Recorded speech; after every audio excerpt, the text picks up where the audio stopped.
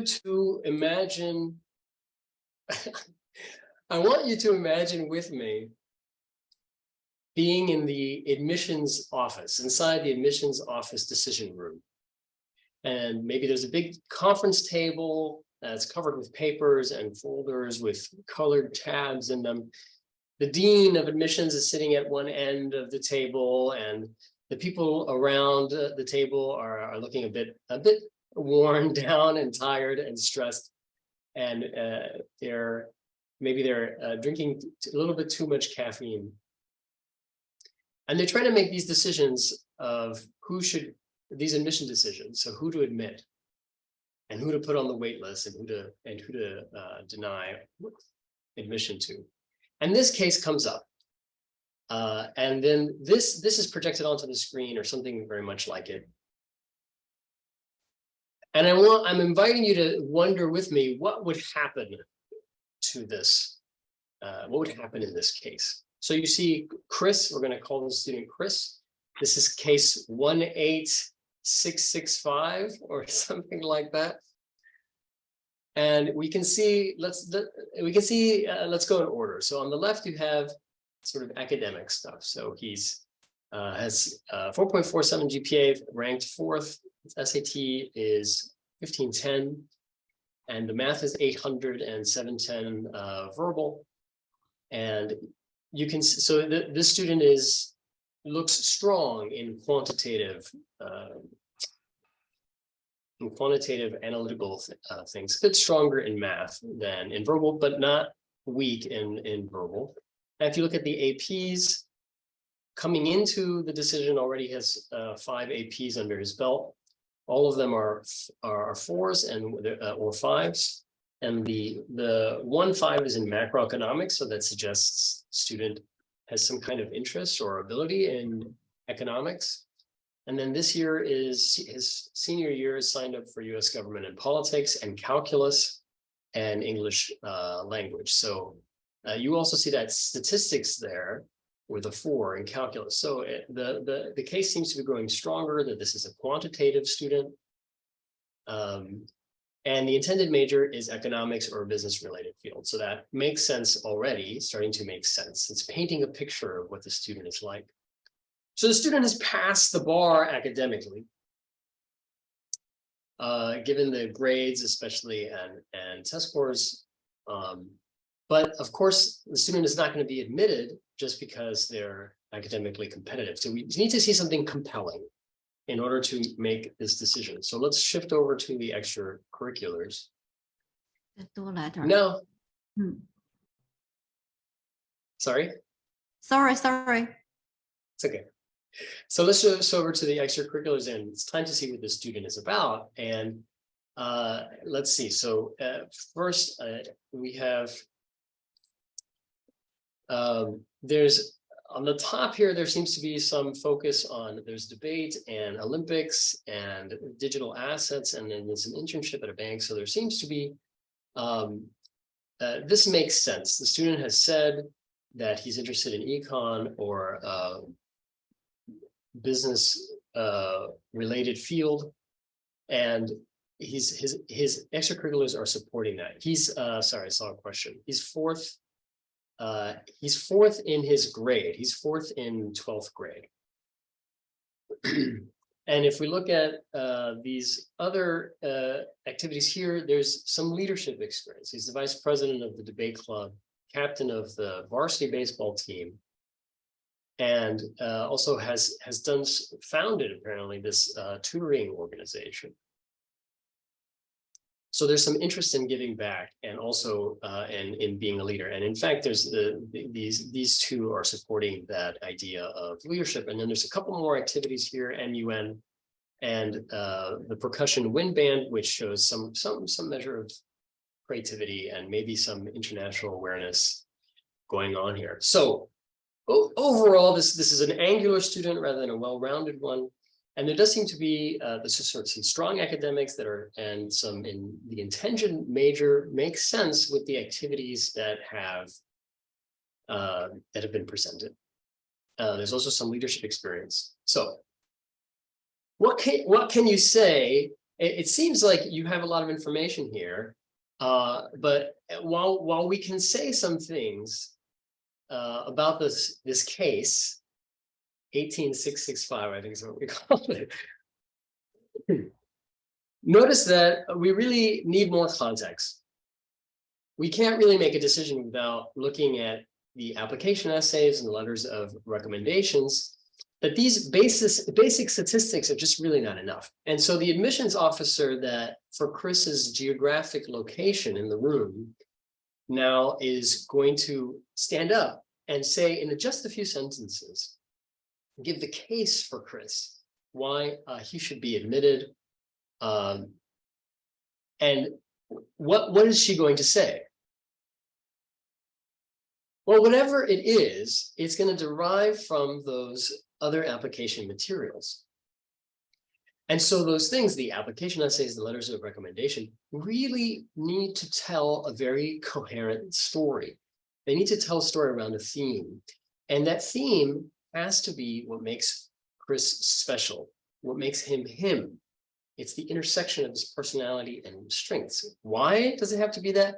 Because there's just these few sentences to make the case. This case is only going to be considered for a few minutes, and the committee is going to move on, make a decision and move on.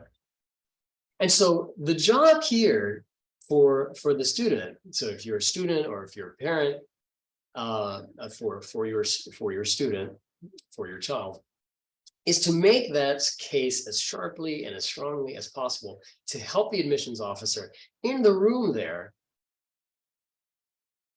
to make the case on your behalf. Okay, so let's take a step back, and now we're going to go. So I started working with Chris a year. I worked with Chris for more than a year. And so let's take a step back and go back to, it was first semester of his junior year, and what were the issues and challenges before we had this presentation, before he submitted the application. What was it like? And let's go through the process of how we got there and how we got to that, submitting the entire application and being in the admissions room, decision room, with everything ready. So it's worth saying that Chris was really a typical student in a lot of ways. And so he came in with, you saw his basic statistics, but he has some strengths, but also some issues. One of which is he was very focused on test results and grades. So he came in and had already taken the SAT once and wanted to take it again. And depending on your context, you might look at that SAT score and say, well, that's a fine score. There's nothing wrong with that. Or you might think that's a pretty low score, and he needs to take it again. But in fact, the score was strong enough. And so we're talking about the issues. So I'll move on before I say more about that. He was also really unsure about what he was looking for in a college. So he really had very little sense of what was out there, what was possible. He did have a sense he wanted to do something business related or economics related. He was taking at the time AP economics and found it interesting. I think he said to me, "This is my thing. This is my thing." So he had a sense of what he wanted to study, but not specifically what was in a college that would be attractive, and what would be a good learning community for him. And he had really difficulties articulating a meaningful commitment to his intended major, other than saying, I'm kind of good at this. I think it's my thing, but other than that, he had very little sense of what economics was for, what it could do, how it could shape him, and what it meant to explore that. And so linked to that is very little exploration of business or economics, meaning that his only exposure was this economics class. And based mostly on that, he was trying to make a decision on what he was going to do in college. And when he thought about what he was going to do with the very important summer after junior year, he just had one singular concept of what that was, and that was just to go to a prestigious university in the US and do an expensive summer program. That was really his only idea. And he was committed to, I think it's okay to say this, committed to the idea of trying to impress colleges by manufacturing a persona and trying to game the system. So more than once he asked me, just tell me what I need to do. Just what do I need to do, and I'll just go do it, to impress the college counselors so that they so that I can be selected to the dream school. And at this point, he didn't really have a dream school, but he did know that he wanted to go to a highly ranked college. But he wasn't particularly interested in doing any of the hard work that required to get there. He really was just trying to do an external cleanup, right? Sort of polish the outside, the surface. So it looked good on paper, but there was very little substance behind it. So this was the situation when we first met. And I will say that he was also had some promise, and you can see that he has some strengths academically. So he was really a diamond in the rough, and it was about polishing and refinement and getting there. So what did we work on? And during our time together, there's one last thing, sorry. He had a very poor understanding of the writing process. What he had done most of his high school career is to turn in the first draft that he wrote, which probably many students do. So just the night before, just turn it in. And of course, that's just maybe up to sophomore year, that was enough, but that wasn't going to cut it in junior year. And it certainly wasn't going to cut it for the college essay writing process. So what did we work on? And what were the results? So the results, you know. He was admitted to Northwestern. Chris went to an international school. Not in the US, but an international school with a US education system. So we discussed really the effective use of time and energy. And one of the things was about how many times to take the SAT. And so I encouraged him really to if he really, really wanted to take it a second time, just to see if he thought his score was going to be substantially increased. That second time is fine. But the third time, so if the second time went up, great. What happened was his score was substantially the same, and he wanted to take it a third time. And so there was this discussion about the misuse of time and energy. So there's very little to be gained from an additional 10 points or even 20 points or even 50 points on the exam. And so it was about rearranging, and there was also some activities he was doing which were very low priority. He was very, very uninterested, essentially. He was just doing it because he felt that colleges liked that you just continue to do things and show commitment. And while there is something to that, if an activity doesn't give you energy, if it's sort of life draining, if it's energy draining, then it's really not good for you, is it? And so we had these discussions about not just time, but energy and how that works. And of course, we did this exploration of different possible colleges, opened up his mind a bit to what was out there, and explored things like liberal arts colleges. And he was at one point fixated on, sorry, that's too strong. He was very enamored with business undergraduate programs. And so we discussed those and looked into those. And as you know, he ended up actually going for a school that does not have an undergraduate business program, Northwestern. And so there was that's a big deal, because it was about finding a school that was a good fit for him.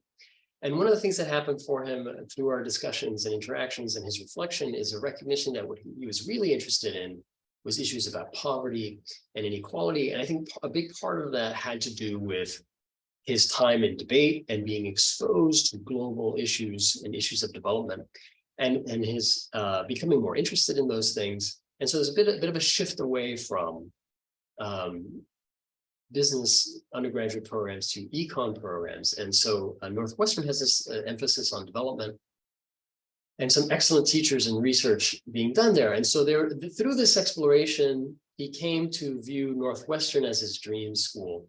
So that was a big deal in trying to find a school that really was a good fit for this next point, his interests, values, and personal strengths. And so like most high school students, Chris had really not done a lot of reflection on himself and what he really values, what he really thinks about things.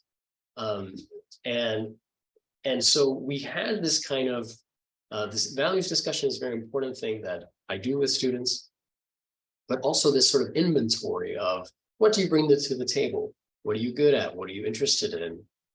And that's a big part of the process. And maybe you're starting to get the picture that it's really about the development of the person. So it's really not just about cosmetic, let's edit this essay and just polish it and then we're good.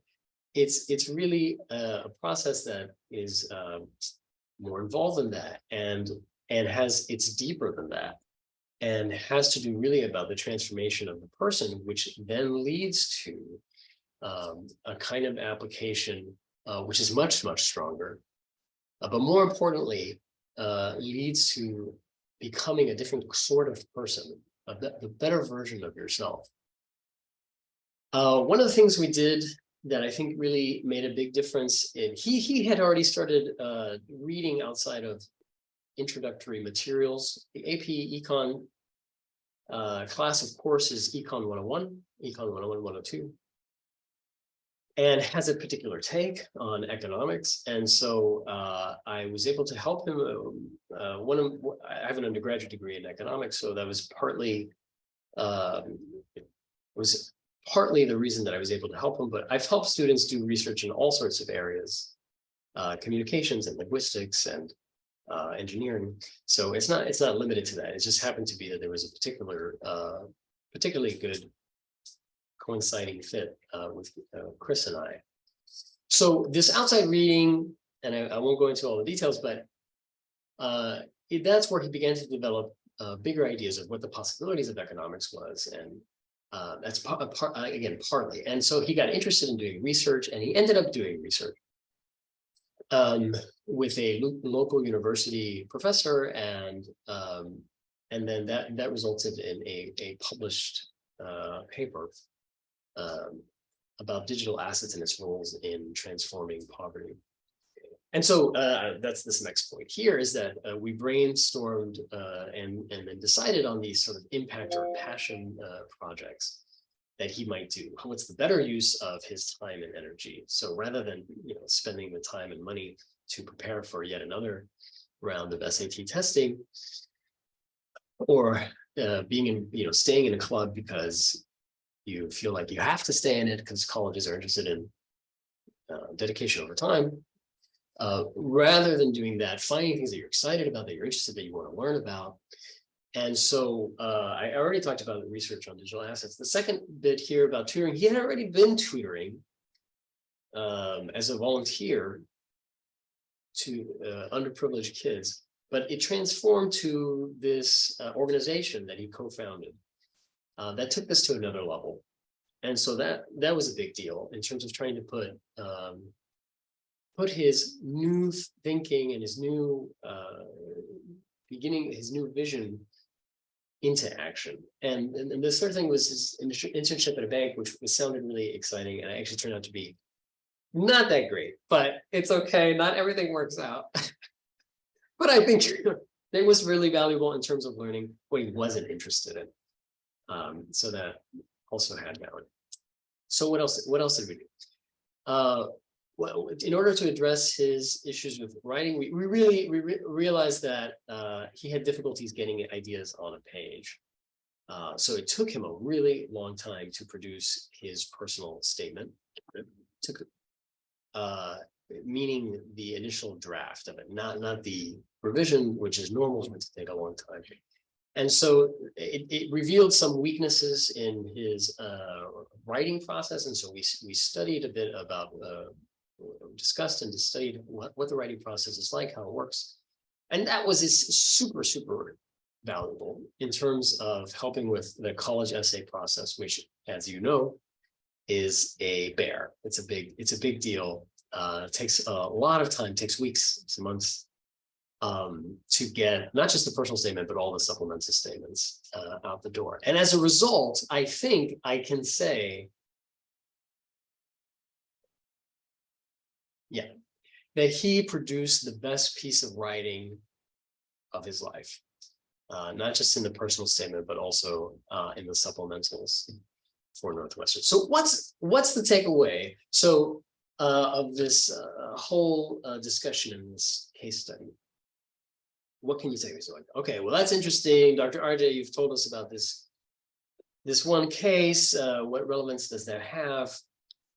So I'm trying to summarize it for you. Right? So one thing is, I'll summarize it in 3 points. So these are what I think are the takeaways. There isn't some sort of gimmick or some sort of trick to college admissions. It's not something that you just tell me what I'll do, just tell me what I can do and I'll just go do it. The point is really to discover what it is that you're interested in and to lean into that and to find schools that are a good fit. And so maybe you've seen some version of this Venn diagram. So the intersection of what you're good at, what you love, what you can get paid for, and what the world needs. And in the center there, that's your purpose. That's your place where you can make the biggest impact. In order to find that, it requires some reflection. It requires strategizing to find that intersection of your, I've said before, was your values, strengths, and interests. And if you're not clear on your values, as most high school students I work with, when I start with them, they're not. If you're not clear on your values and what makes you outstanding and what your mission is and your purpose, then it makes it very difficult for you to, for the admissions officer in the room there to figure it out. So you have to be clear. What is your mission? What is your purpose? And then that gets into the application. So it's really about shifting your mindset, not trying to guess what does the admissions officer want. It's instead about creating your own path. And so that brings us to the second point. So once you've done some of that reflection, hopefully this makes you smile like it makes me smile. Once you've done some of that reflection, then it's time to get down to work. But it's not just sort of the nose to the grindstone, sort of, oh my God, it's just another thing. It sounds really stressful. High school students are already pretty stressed. It's working not harder, but smarter, as Scrooge McDuck, that's who this is, tells us. And I'm not sure if it's clear there, but what he's on is some sort of contraption. Instead of shoveling, this is early in his career, instead of shoveling the coal one shovel at a time into the furnace, he's invented a machine to multiply his efforts. This is multiplicative work. So he's working smarter, not harder. And I think this actually really captures what I try to do with students is to think about what are the ways in which you can really maximize your impact and begin to make an impact, but not just by adding more stuff, but by rearranging and managing your time and energy. And linked to this is also, if you're really fixated on a particular university, then I encourage you to think more broadly, because part of this is which university is going to fit you. That's part of the conversations. It's because not being admitted to any one particular university doesn't really say anything about how valuable you are or your ability to contribute to campus life or life in general. So, don't worry about that. Instead, work smarter, not harder, to become the best version of you that you can be. And the last takeaway is Story Mountain. The last takeaway is tell a story. Once you've done all this work, figuring out your purpose and your mission, and at this intersection of your interests and strengths. And then you've gone ahead and doing work smarter, not harder, than the work to become the best version of you that you can be. Then you got to package it. And this is about the application. Your application should really tell a story, and a story has a beginning and has a middle and has an end. And if you tell a good story in your application, and that means your essays and your recommendation letter, and even in the choice of activities, then that's going to distinguish, a good story distinguishes an ordinary application from a memorable one. And being memorable in that room is sometimes more important than being impressive. So if we go back to the initial stats, we saw that even in the stats, that was the list of 10 activities that we ended up with, by the way. Even in the initial stats and activity selection, there was already a story that was beginning to be told about students' strengths and students' interests and evidence that they had explored that.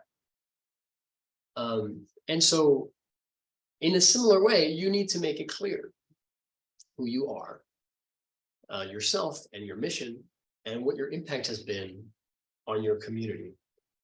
And every part of the application should tell or reinforce that story or that theme.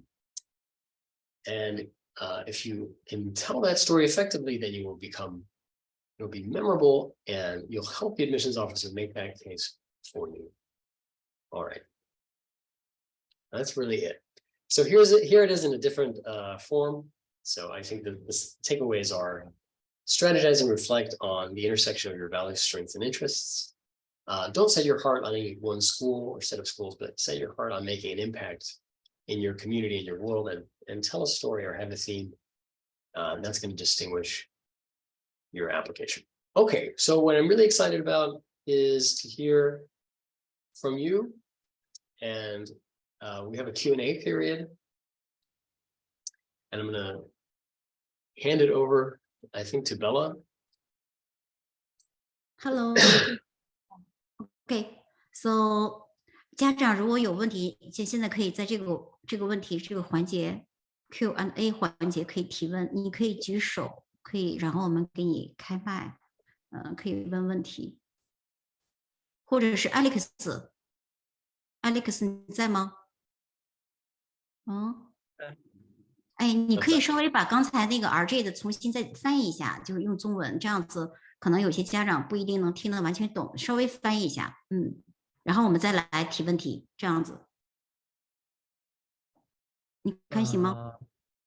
可以，但是对，大概说一下，对，可以介绍一下这个学生的背景，然后，他其实也是一个非常不错的孩子，非常优秀，但是他可能的重点有点偏差。可以啊。如果刚刚家长有在 RJ 讲的过程有看那个聊天室的话，刚刚 RJ 在讲的时候，其实我有帮家长打中文的笔记，所以大家可以往回看，那里面都有讲到，就是 RJ 刚刚讲的那些不同PowerPoint 的里面的重点，那大家可以看一下，看看里面有没有哪个部分是想要 RJ 或者是我去再做更多的说明的。那里面的一个重点就是，你说什么？你先大概阐述一下，就我先说，不好意思，你先大概的阐述一下，用中文给稍微翻译一下，然后家长再提问。对，你说翻译什么呢？就是它整个过程，你看看，比如说你再用你的解释讲一下。我是说，就是我有打在聊天的信息里面，那个就是那一个翻译，也就是RJ讲的今天的讲座的，你可以把它想成中文的一个浓缩版的内容。那这个学生的信息，刚刚 Bella 有贴在那个有贴一个中文版的在聊天里面，里面有个地方打错，他的 SAT 分数是1510，不是1500。那其他的就是像贝拉分享的那个内容这样。那这个学生如果就只单看他的申请的做的活动或是成绩的话，那他肯定优秀，但是我相信家长们可能会说，那你们认识谁谁身旁的谁谁谁，他的 GPA 啊、SAT 啊、AP 啊考试课外活动做的比这个学生好，然后课外活动可能你们认识的那些朋友也都比这个学生优秀，那为什么你们的认识那些朋友亲戚朋友没有上就是西北大学或者是类似的学校，那这个学生能够上？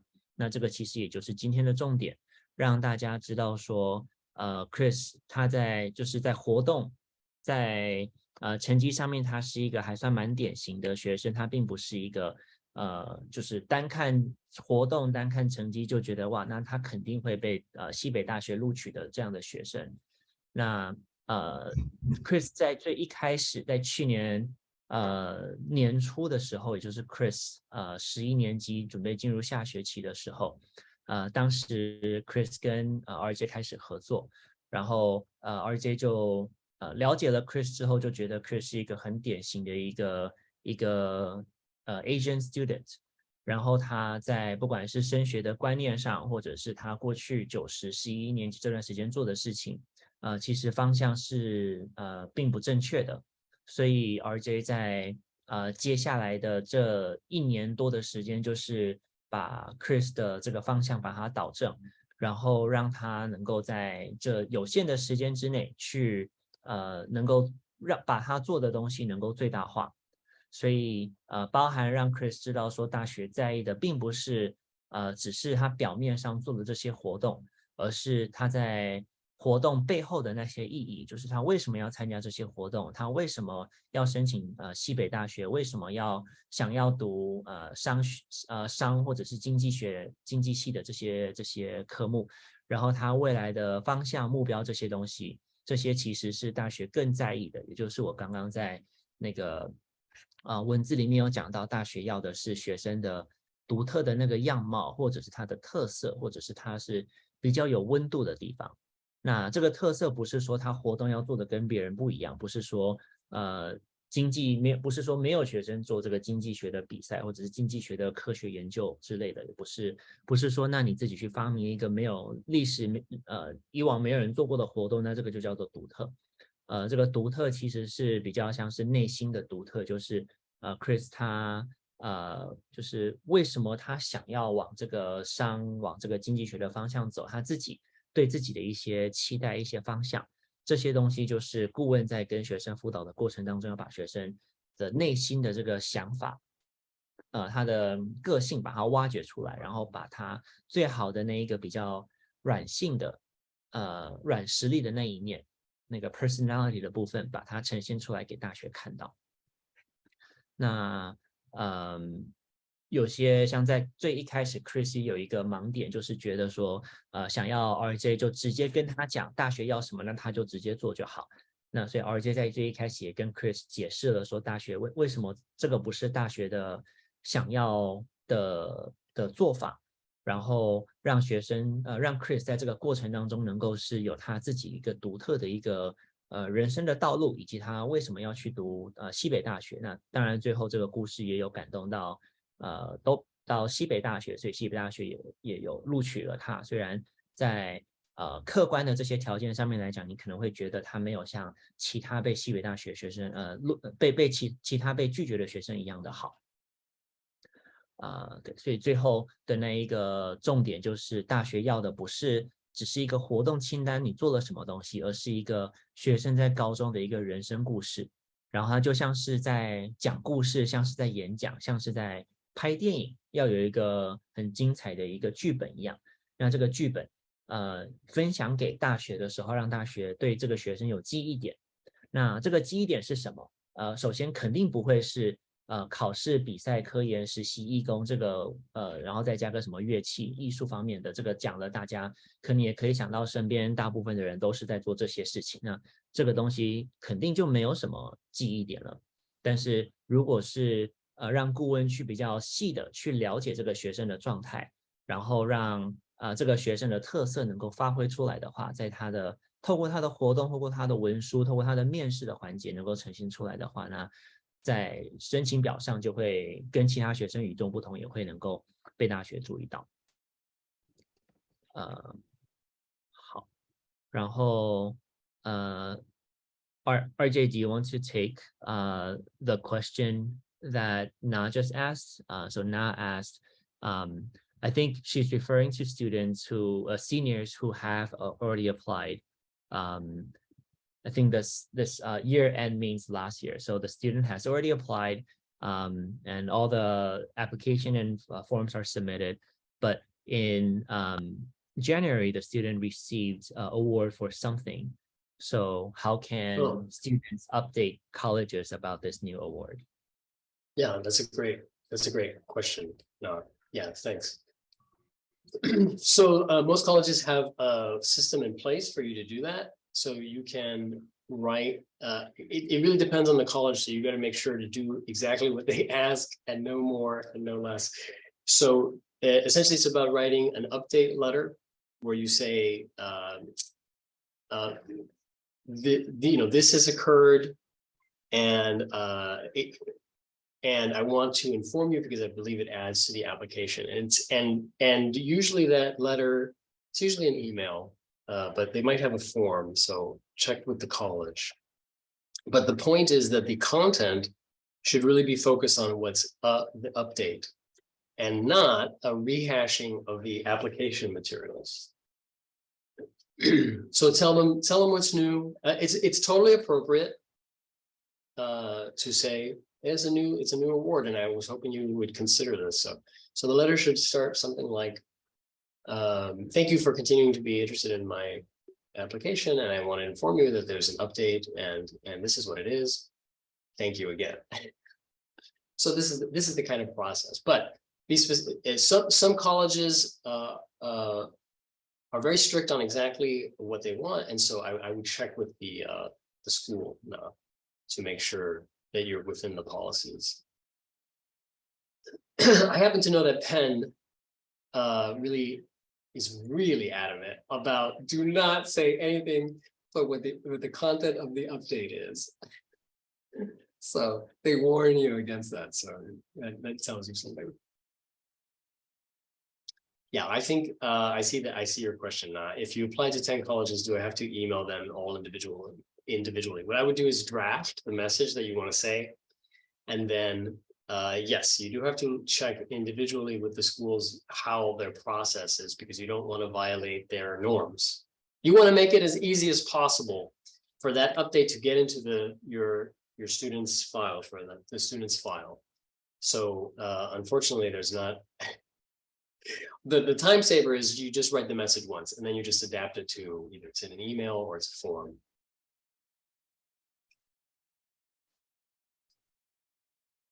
But I would encourage you to do that. Yeah, sure. I would encourage you to do that because sometimes it can make a difference. It can, if especially if the case hasn't come up. But even if it has, some people. So what will sometimes happen is, I mentioned it's not just admit deny, but it's admit waitlist deny.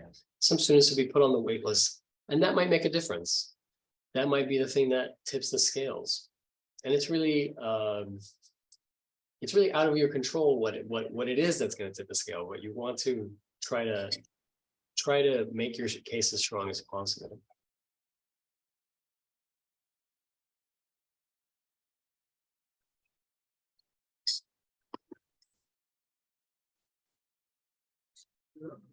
OK。然后我刚刚把 RJ 讲的再写在聊天里面，所以如果学生在申请完了之后有额外的信息的话，那学生是可以在了解一下这个学校的规则，然后看看在哪边是可以递交这些额外的竞赛或者是这些 update。那但是每所学校会有他们自己的规则，所以如果学生没有照那规则做的话，那当然会对大学来讲，要不是有不好的印象，不然这个学校不会收到。然后另外就是再补充的下面那个 PS 的那个点，就是那如果您在讲您的小孩已经是12年，现在是12年级的话，那学校大概在3月4月，也就是现在的时候，已经陆续的在发那个录取通知了。然后预计现在这个时候，您小孩的申请已经学校审核过了，然后已经有个决定了，所以如果是现在的话，那就来不及。然后如果是12年，如果现在是11年级的话，那刚刚讲的那些就是还行的，就是前面有讲到说，时间点的话，那顾问就会提醒学生要在1、2月的时候就把这个额外的信息提交给大学。那这个额外的信息的时间点，然后该怎么去提供给大学？里面要写什么样的文字，还是只是把他的那个奖状寄给大学等等，这些细节都是顾问会去辅导学生，跟学生说该怎么样的给大学可以有最大的一个加分效果的。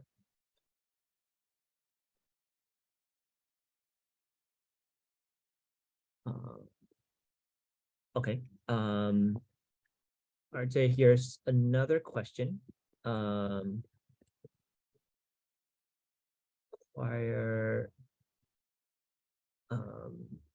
那个刚有一个家长是发私信给我，但我觉得我应该那个内容没有很personal， 我应该可以把那个题目贴在群里让大家看，然后我先贴中文的，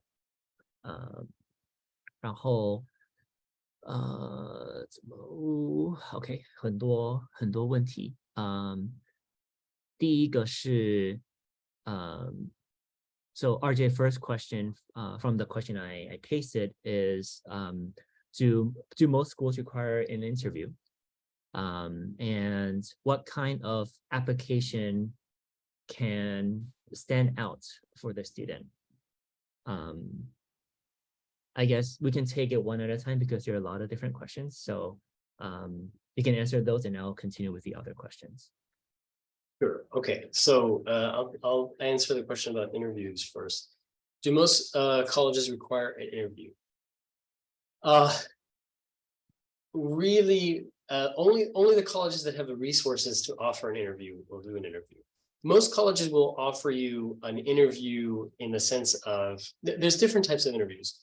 And a very common one is someone from the admissions, if you visit the campus or sometimes it's online, you can get an interview with someone who works at the admissions office, usually like a work study student, but sometimes it can be an admissions officer, but that's an informational interview.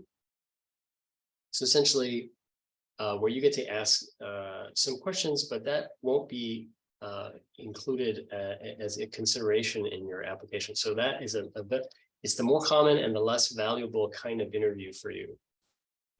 Mostly elite colleges are the ones that are going to offer interviews with alums is usually how it works, is often how it works.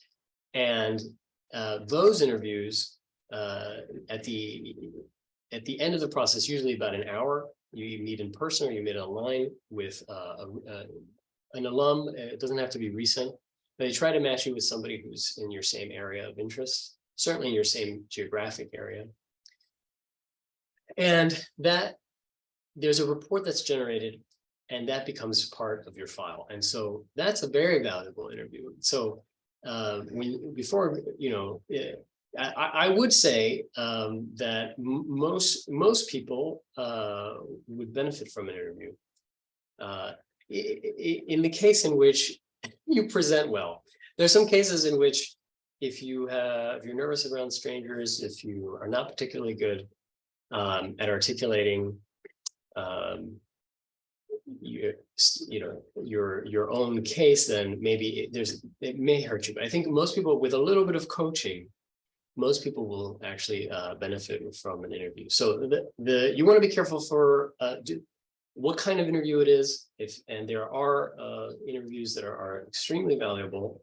And if it's those, then that's something you should seek out. And then the next question was about, is that good? Are we ready to move on? Yeah. The next question is,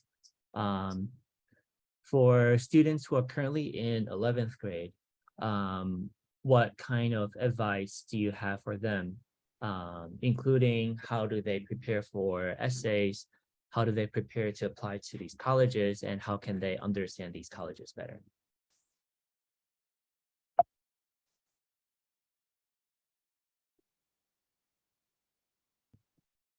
That's a great question. So obviously that's what we do in the counseling process. And so it's involved. It can be involved, and I think there's a lot that is dynamic and individual. But I'll try to say a couple of general things. How do you prepare? If you're in 11th grade right now, how do you prepare for college? How do you prepare for the essays? You know, and we're talking about Chris, and in his case, we recognize that his writing was not very strong. And so there's actually an enormous amount of value in becoming a better writer.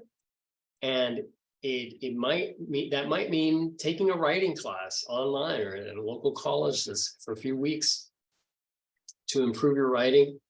But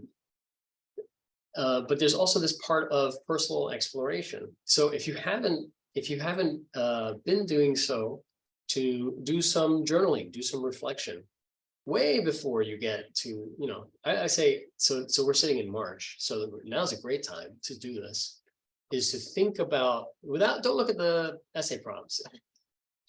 Just reflect on your your high school experience. Reflect on what you think was meaningful and what was valuable, and what does it say about you, and what was a peak experience for you, and jot some stuff down, and start that process of brainstorming. And part of that is, you know, I think it really helps to have a college counselor, somebody who's done the process. But even if you can't get that, talk with somebody who you trust, who's older, a peer, or like upperclassman, or a teacher, a mentor. If you could find a mentor, that's amazing. Especially people who you think might write for you. That's someone to ask. Of course, teachers are really pressed for time, so it might not be possible. So in terms of the essay writing, I would say now's a great time to start not writing the essay, but two things: improving your writing, if that's an issue for you and for everybody. Doing this sort of broad kind of reflection on your high school experience and what was meaningful to you, and what have you learned. And if you do that, you'll be super ahead of the game, light years ahead of the game. And then the second part of that was, what about the colleges? There's lots of great resources for discovering colleges. What I would say is, my brief version of the advice is, cast the net as wide as possible.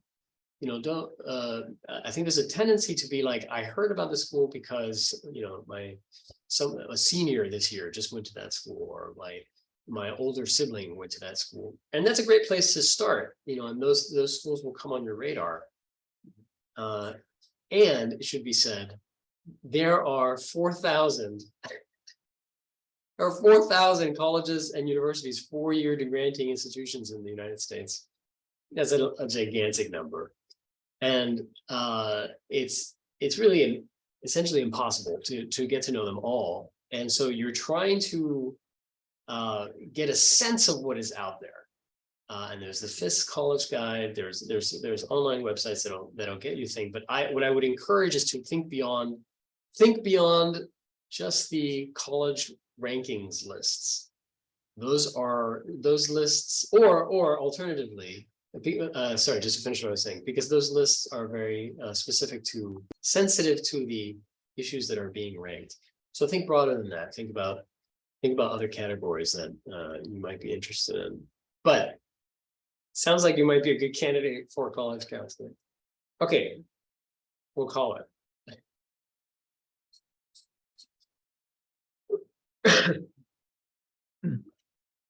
Okay. And RJ, I think next question is also from Na, about whether students should physically visit colleges to show their interest, and is USACO the way to demonstrate I guess strength for a computer science student. USACO is the USA Computer Science Olympics exam.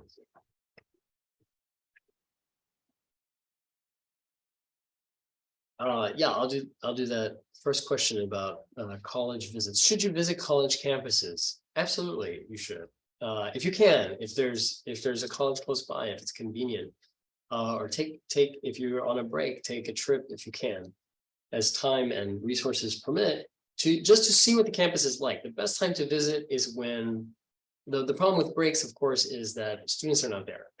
The best time to visit is when classes are going and when you can really see what the campus is really like, the campus life is really like. That's going to offer the most valuable bang for your buck kind of visit, because you'll be able to get a real sense of what life would be like at the school. Does it help you with admissions? No, probably not. This is a question about how is important is one of the things I hear is how important is it to show demonstrated interest in the school. It's not unimportant. It makes, what I would say is there are many ways to show demonstrated interest, and a visit to college is a pretty low bar. So it's not making a huge case for it. Doesn't show a lot of initiative on your part. It doesn't. If you have the resources and time to visit the campus, then that's all that requires. But what it does do is help you, if you visit during the times that the college is going, is give you a sense of what the college life is like and what the campus looks like. And I think it's helpful to concretize that and to get a real sense of the atmosphere. And I think that's powerful for students. So I think, yes, visit colleges. Does it help you get in? Probably it doesn't have that much of an effect. The second part of that was about if you're a CES major and how important is the Olympiad. So I've advised CS majors or people who are interested in computer science or data science in general.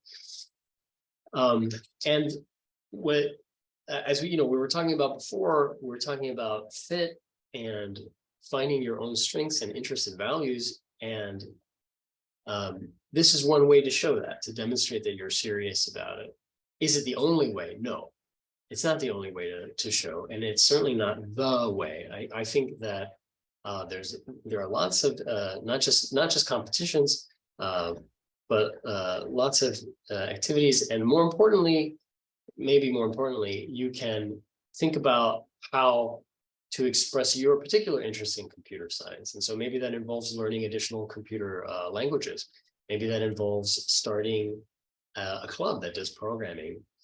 There's lots and lots of ways to explore interest. So I wouldn't say that this is the way to do so, but it's certainly a way. And it's nice because it has some name recognition, and admissions officers will know about it. But that doesn't mean that it's necessarily going to be the definitive way. And I think if there's one takeaway if there's one takeaway from the comments, should be that it's about creating your own path and not doing what everybody else is doing. And so if you think that way, that it's actually an argument against the Olympiad, spending too much time on that, because it's very common. RJ, do you also want to talk about your students who apply for CS programs this year who didn't do US? Yeah, I was thinking about them. So I have a couple students this year who didn't do Olympiad, and in a lot of ways are would defy expectations. So, but showed an interest by being involved in the computing club at school and studying languages on their own and taking classes outside of school and at a local community, not a community college, but a local college. So that's resources that they had access to, and taking AP computer science. And one of them, if I can recall correctly,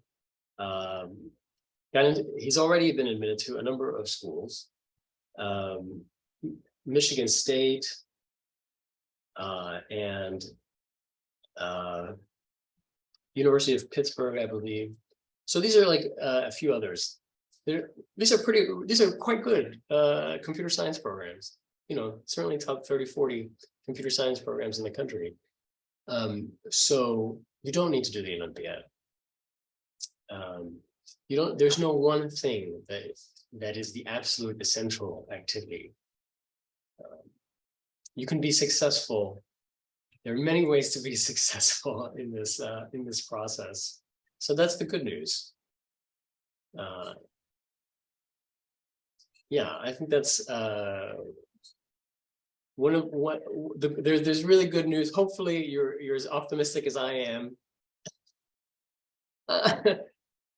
Feeling good about your possibilities, because there's the good news is that there's more than one path to your dream university, and the path is healthier than it's ever been before. So and the best way you can prepare is really to get accepted to a top college, to an elite school, is really to enter into that zone where your values, strengths, and interests intersect, and find ways to make an impact in your community. That's great news. I hope you think so. I do.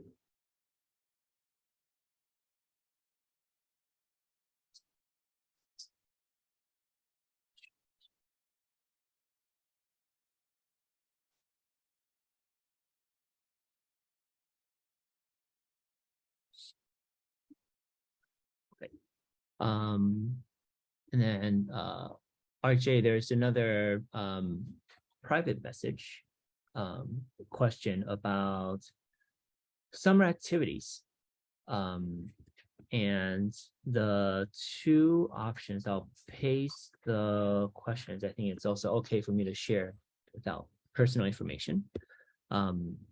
This question was about a student who's currently in 10th grade, deciding on what appropriate summer activities to do. One is a 4-credit college course over the summer from the student's dream school. So I guess another layer of the question is whether attending a college, some kind of course from the dream school will have added weight to acceptance also. But one of the option is a 4-credit course from this dream school.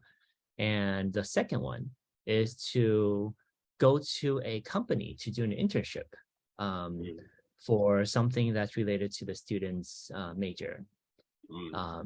And the question is, which one is good for this year? Which one is good for next year? How should the student arrange appropriate summer activities? Yeah, I think those are this great question. The summertime is a really huge opportunity to do something different, do something that you just can't do during the school year, because there's other demands on your time. And using your time well during the summer, it's really about how can you leverage that time to really propel you into that next space. And if you think about it that way, of course, going to the dream school and spending a few weeks there, if it's on campus, sounds great. And I think that there's real value in that. This internship, depending on what kind of internship it is, but the question seems to suggest it's right about the field of interest. That's very compelling. That's very compelling because, again, depending on the details, let's say it's a real internship. And what I mean is an internship where you can actually learn something and grow and really have an impact and an effect. So there's different kinds of internships.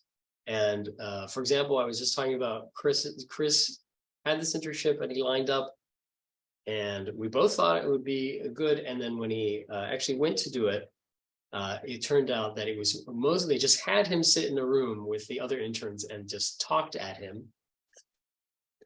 So that's not very valuable, not very useful in terms of gaining skills or insights into yourself. So I think there are lots of internships like that where you are put on the periphery. You're not really doing something meaningful, right? Stapling things or copying things. And so if it's this kind of internship, which is very common, in which you're not getting to really do much, then that doesn't sound very valuable. But if it's a real internship that allows you to engage and do some meaningful work, be part of a team, really see how the business process or whatever the field is, it doesn't look like the field was mentioned. But if you have an opportunity to enter into the workforce and really get a sense of what it's like, then do that. That's a fantastic use of the summer. Much better than just taking another course. Having said that, taking another course taking a college level course is a great idea if it's in your field, and taking it at the school you want to be at is a great idea. But consider that all you're going to do is see the campus. Again, we were talking about college visits. You're going to see the campus and the buildings, and there's some value to that. But often these summer programs don't even have regular professors that teach at the university. So you're going to get really limited ability to really see what the school is like. And so take that into consideration. So I can't answer the question definitively, but hopefully I've given some food for thought as to which of those directions makes the most sense, depending on the nature of the thing. If it's, let's say, at the Dream School, it's a regular professor who normally teaches there, and that you're interested in their work, then that's a much more interesting case for going to the summer school program. So hopefully that helps.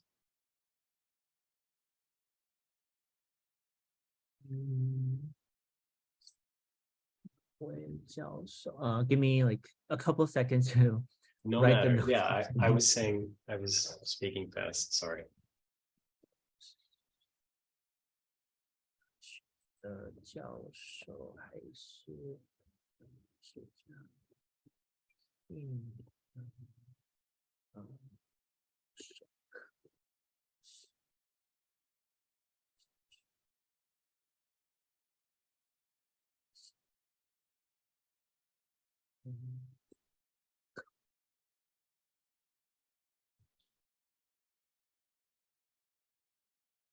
OK， 好，那我再用中文再解释一下刚刚的这个点，就是首先大学不会特别的，这个安排并不是说10年级要做上课或者是实习，然后哪一个要是11年级做，这个过程应该是一个实力的提升吧，就是如果有哪一个东西是现在还没有能力做的，那个应该就是等到11年级。所以并不是以这个活动是什么样的类型而去决定10或11年级要做什么，而是第一个就是考量它的难度，那另外一个就是这两个就是这个家长给的这样的一个 information 其实不够，那怎么样才够呢？就是其实顾问要跟学生很细的聊，这个也是为什么顾问会需要定期的跟学生去讨论很多不同的事情，不是只是给学生一个很笼统的方向，说你今年去做实习，明年做什么，那这样就完了。要去了解每一个活动。Bella， 你好像把那个屏幕分享把它切掉了。对，这个还有那个后面没有东西了吧？我觉得，对，我可以是没有，也可以。先把这个放出来，怕到时候有些家长需要，比如说预约呀什么的。好，然后就是这个活动，这两个活动，上课跟实习这两个活动好或不好的考量点是在于，如果是针对这个大学的课的话，那第一个就是他上的这个课的难度合不合适他，然后他的里面就是大学有这么多不同的课，那为什么要特地挑这堂课而不是挑其他课？然后另外有其他学校也有不同的课，为什么要挑这所大学去读而不是其他所大学？那大学并不会是因为你在过程当中读了他的梦想大学的下校而对你特别的感兴趣，这个选学校这个部分并不会有特别的加分。所以如果说一个学生特地大老远的从东岸跑到西岸上一个其实在家旁边开车10分钟20分钟就可以上的课，那这个好像有点奇怪，或是目的性太强了，会让别人觉得不太舒服，好像你就是为了巴结这个学校而去做这样的事情，那这个在申请上面可能就不会有加分，反而可能会让学校对这个学生有比较不好的一个感觉，觉得你目的性太强。然后可能在离家比较近的，不管是交通方面或者是花费方面，也都比较聪明，所以有可能这种情况，我们一般会是建议 RJ 跟我一般都会建议学生呢，就参加学校就是离家近的那个大学所办的那个有学分课程就好，可能不用大老远跑过去。然后还有其他的，包含这个教授是谁，他是不是真的这所学校的教授。那这个点就是我也另外提一下，我去年有一个学生，他是参加一个哥大的一个课，然后那堂课是一个 quantum physics 的课，中文我不知道怎么讲，反正它就是一个比较难的一个物理的一堂课。那他本来参加这堂课的心态也是觉得哥大是他的梦想学校，然后去那边上这个课呢，希望对于他申请哥大跟整个申请表很大的加分。去了之后，他发现第一个，进这个 program 的门槛是近乎于零的，然后第二个，学生的程度参差不齐，然后教授甚至是外聘的一个在别的大学的教授，然后暑假来哥大赚个零用钱，然后在这边教课的，然后课程过程当中没有任何的考试，没有任何的 assessment， 所以最后没有一个成绩单。那这个教授最后有给他们一个像是毕业证书，但那个证书基本上你只要花钱参加这个课，你就能够拿到那个毕业证，所以那个毕业证没什么意义。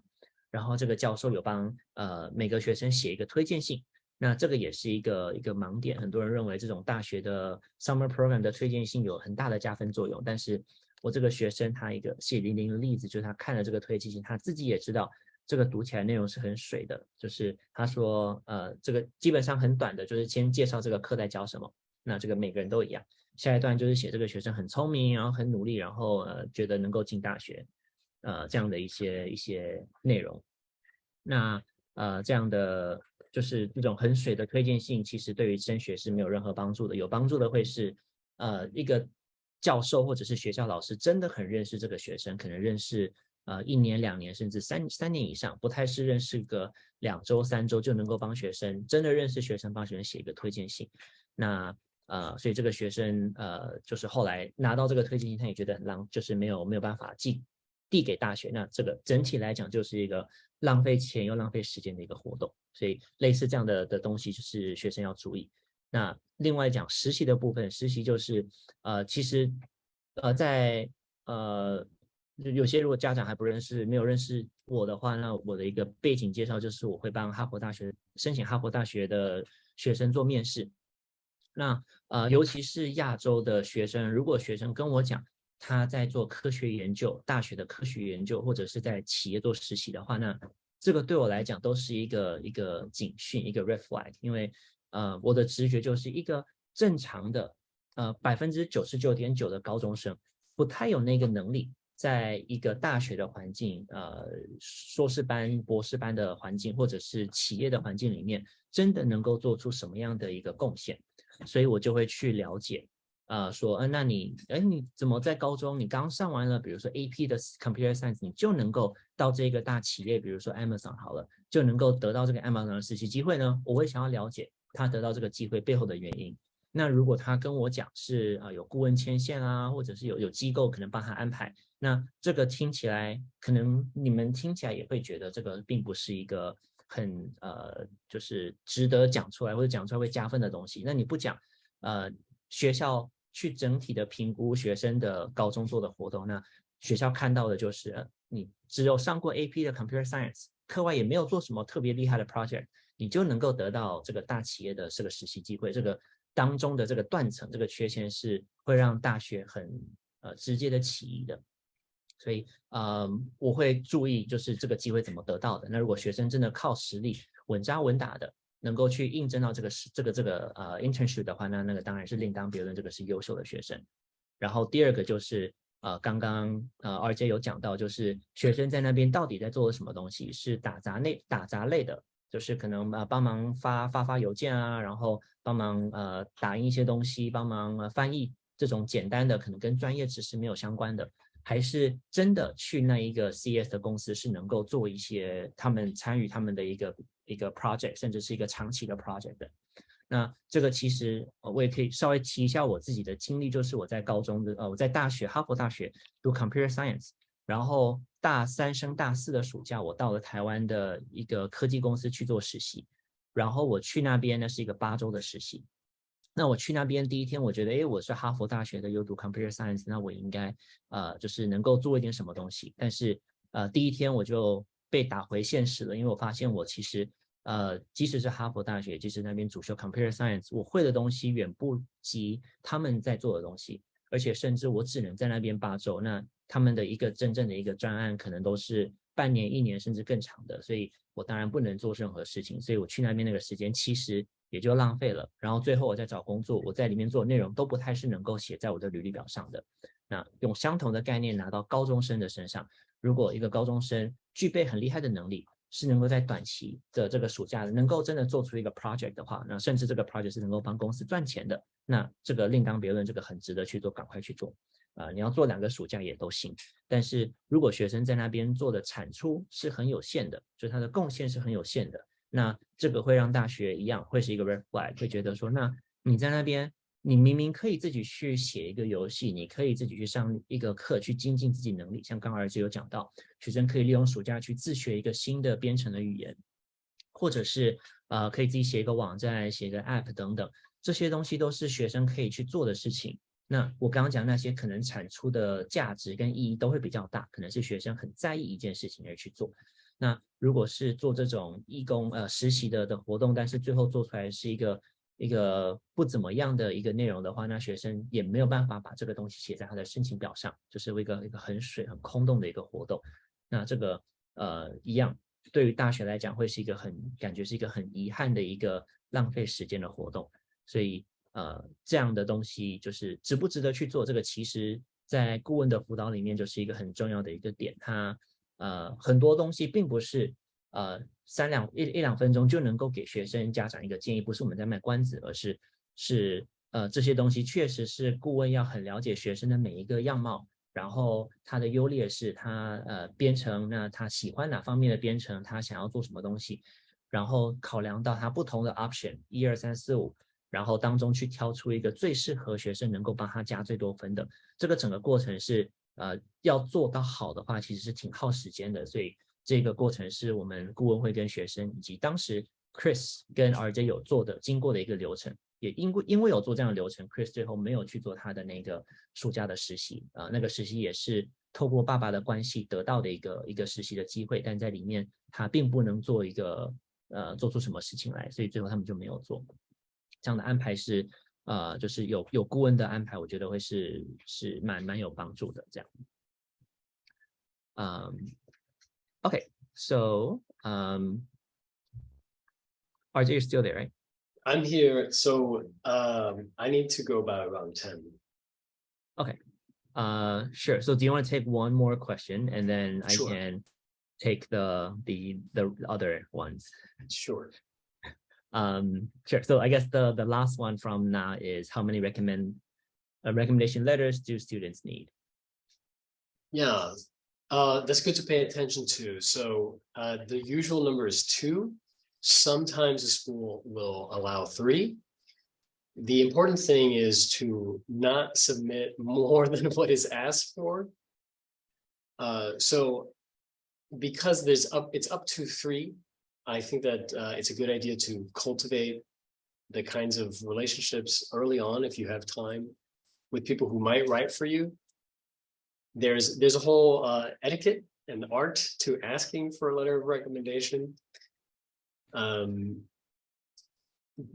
what's very important is that the people who you do ask, whether it's 2 or 3, is somebody that you have a working relationship with and that is able to articulate something that adds to your application and that reinforces the story and the theme that you're trying to say. So it's extremely important who ends up writing for you. And of course you can't control what they say, but what you do have influence over is what that relationship is like. And they and you can obviously submit materials to them that help them in terms of making their job easier, but also directing them to things that you would want to emphasize. And of course, if it's really a mentor-mentee relationship, as it hopefully is for a recommender, then it's no problem with you saying, these are the kinds of things I'm writing about and thinking about and I would like to emphasize on my application. So the more practical question, it's usually 2, sometimes 3. And if you have the time, it's about cultivating relationships with folks who might end up writing for you. Okay, cool. RJ, do you want to sign off first, and I can do the translation afterwards after you say bye? Yeah, I want to thank everyone who came, and thank you so much for listening, and thank you for your patience, and thank you, Bella, for hosting and being so wonderful to set this up, and thank you for all your hard work, and thank you, Alex, for being our scribe. Thank you. And 我会继续帮家长回答一些其他的问题，是 RJ 就是10点有事情，所以他必须要先下线。然后刚刚RJ讲的那个内容跟其他问题，我可以再继续帮家长回复。Hi RJ, thank you for your experience. Thank you for your time. Sure, glad to do it anytime. Okay. Bye bye everybody. Bye bye. OK， 好，那我再重复一下刚 RJ 的问题，用中文就是最大的加分效果也是一门主数。好，OK， 所以如果问题只是大学需要几封推荐信的话，一般是2封，有的会3封，但有的0封或1封，这个就是每一所大学会有自己的要求。然后要推荐信其实并不是只是跟老师要说能不能帮我写一封推荐信，哦好谢谢，这样的简单，它有很多的细节，而且这些细节可能是学生在跟这个老师上课之前就可以开始去铺路，开始去准备的一些内容。所以顾问在辅导学生的时候就会把这整个过程让学生知道。然后你可以想象，如果说2个学生在期末的成绩都是 A， 但是你的小孩是老师私心比较喜欢的那个学生，那当然在老师帮这两个小孩写推荐信的过程当中，肯定会帮你小孩写的推荐信更花多点心思，能够写得更好。那这个就是推荐信好坏的差别，所以顾问会辅导学生去做这件事。然后另外有一个关于推荐信的重点就是，其实很多人会像我刚刚讲到说，刚刚我的那个学生他当时是想要有那个哥大的教授帮他写推荐信，结果最后首先不是哥大的教授，另外他觉得那个内容不好。申请大学的时候，如果大学要推荐信的话，基本上一定会有学校的高中老师的推荐信，这个是要求的。然后校外的人员，包含刚刚讲的什么大学的教授啊，什么企业的实习的主管啊，体育的那个教练等等，这些有可能学校是额外可以补的，但是也有可能大学是完全不看的。所以在所有的推荐信里面，那一封什么大学教授啊，那个什么国家的领导、政治人物、企业家，那一封推荐信在这个申请表的价值上面可能是相对来讲最低的，然后最高的最有意义的那封推荐信，一般来讲就是学校老师给的推荐信。毕竟第一个，这个是每所大学都要求的；第二个，这个是学校老师是跟学生相处时间一般来讲是最长的。如果是一个暑期的活动或者是 internship 这种，可能这个人认识这个学生的为期只有2周、3周，顶多1个暑假、2个月、3个月或是半年，这种比较有限的认识的情况下，在这个人在写多么认识这个学生，然后这个学生有多优秀，他的那个可信度肯定会比较低。所以大家也要注意，在申请大学的这个推荐信，学校老师的这封推荐信是非常非常重要的。好，然后再来那个 Tina 的问题是选哪一个科目的老师跟写推荐信申请大学有没有影响？那当然这个就是其实跟我刚刚讲那个推荐信的那个艺术是相关的。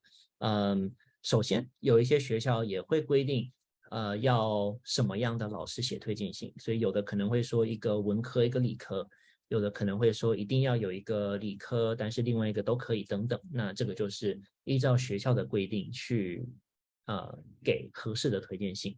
那如果你挑错老师给，那当然这个错不见得是说要求文你给理，而是比如说理科里面有数学老师，有生物老师，有AP 的物理老师，那这个当中该挑哪一个老师写推荐信，这个也是一门艺术。然后这个老师的推荐信里面，他的老师的表达能力有多好，他能够在班上看到学生的哪些亮点，能够写的让这个学生多亮眼等等，这些东西都会直接的对学生的申请大学有很大的影响。所以这个技巧上就是需要跟顾问去讨论，才不会做错事情。然后刚刚讲到的就是推荐信，它有一个一般来讲主要的就是好，我可以后面这两个问题一起回答，就是基本上大学申请表要什么你们就递什么，所以申请表上面说要一个英文老师，那就是要英文老师写推荐信。如果他说要一个文科的推荐信，那英文老师是文科的其中的一个老师，那文科的英文老师的也可以，历史老师的也可以等等，或是比如说什么世界历史、美国历史这些的老师都可以，但是他要求什么你就照那样子去递交。然后如果有一个额外的可以提供的，那他可能会有一个 option， 有一个选交的一个推荐信，它是让那个 internship 的是实习的上司可以写的推荐信，那他也会写在那边，就是说如果你有其他的推荐信，像是你实习的上司，像是你工作的主管，像是校外的人员等等，你的亲戚朋友亲戚朋友也是可以写推荐信的其中一个，就要看申请表上怎么问。那基本上他怎么问，那你就怎么提供。所以我们在辅导学生的过程当中，如果你的小孩现在是比如说11年级好了，或者是在更早的话，那我们现在可能不知道，我们现在一定不知道学校到时候，第一个学生到时候一定会申请哪些学校，第二个这些学校要的推荐信有哪些，然后学校要的推荐信可能今年跟明年也会有变化，所以并不是今年说一个文科一个理科，明年就一定是这样。所以我们在辅导学生的过程当中，肯定是让学生一个连带要做到的，就是让学生在学校各科的老师都非常爱你们的小孩。那如果各科都很爱的话，那到时候在申请大学的时候，学生是有选择权的，看是要文科的要今年的英文老师，去年的英文老师，去年的 AP 的历史、世界历史还是谁，有很多人选可以去挑。但是如果在这个过程当中，比如说只有一个数学老师是可能对这个学生比较有好的印象的，但是刚好这所学校说我不要收数学的推荐信的老师，那学生就在推荐信上可能就会很吃亏。所以在一开始如何跟每个老师都保持好最好的关系，让每个老师都觉得你们的小孩是他们的 favorite student， 甚至是他教职以来有史以来最喜欢的 student， 这个是非常重要的。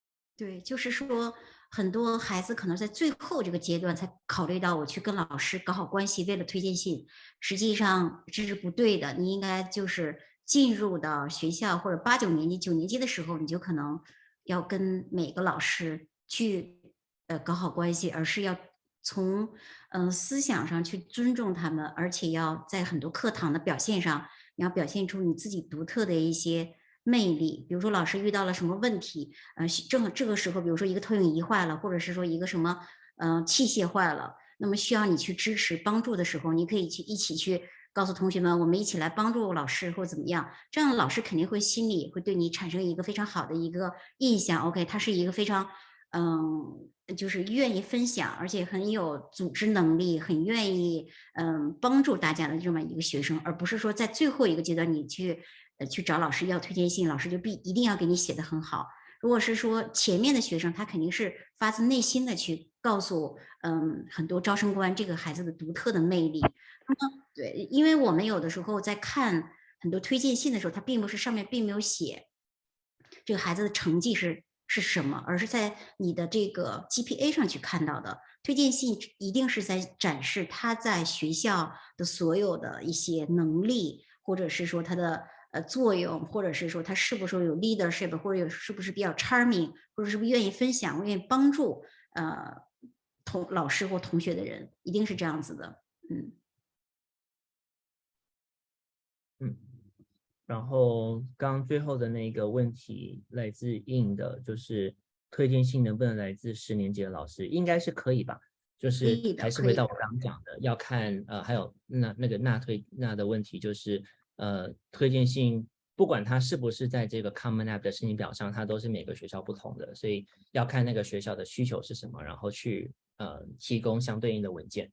然后能不能给10年级的老师，应该是可以，但是还是老话一句，要看那个学校他们的要求，有可能你们小孩明年要申请，今年要申请的学校，那一所学校的推荐信上面就写就是希望是11年级的老师，那能不能10年级的可以，但是他希望是11年级的，那就11年级的会更好。所以这些小的细节都是到时候要注意的。但是我刚讲那个 bottom line 就是，如果学生在9、10、11年级每一个老师都很喜欢他的话，那不管到时候写的学校的需求是要9年级的、10年级的、11年级的，要文的、要理的、要课外课内的老师，每一个人都能够帮学生写很丰富、很精彩的推荐信的话，那这个就是大家问的这些问题都不会是问题了，因为学生不管学校怎么要求，学生都有一个很好的一个对策可以去展现最好的那一面给大学。如果大家对我们的那个升学顾问 RJ 非常感兴趣，或者是说对 Alex 比较感兴趣的话，他都是我们的升学顾问。那么你都可以预约这个2维码，然后跟我预约时间，然后我们来帮您去做一个免费的一个40分钟的这个 interview， 对你的学生，对你的孩子。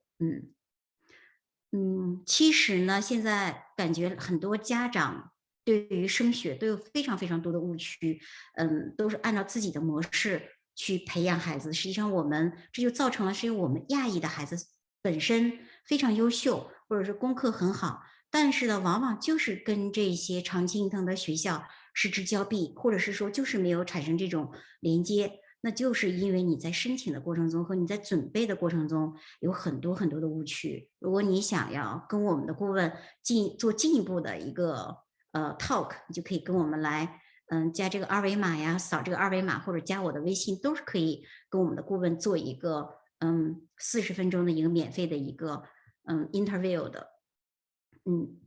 还有呢，就是我们过段时间呢还会有讲座，那么 Alex 也会做讲座，那么我们还有其他的顾问都会同时推出讲座，请你们持续关注。OK， 还有问题吗，各位家长？